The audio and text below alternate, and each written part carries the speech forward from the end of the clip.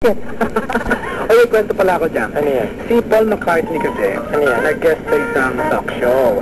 Di ba nag-ano sila ni Michael Jackson? Abait lang tayo kay Michael, ha? Every night we walk right out. The Girl Is Mine. Say, tsaka The Girl Is Mine.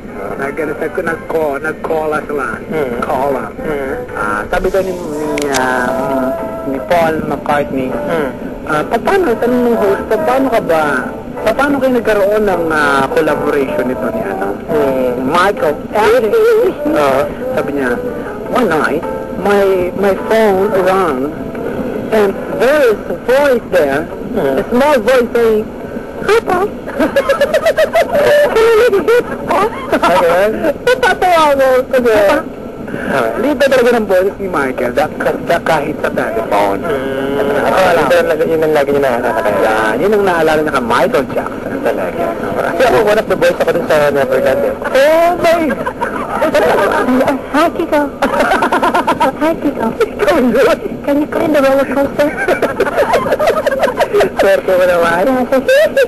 Sabi ko talaga, No problem, Michael. No, Michael. I love it. Ako barangay, tuloy-tuloy tayo.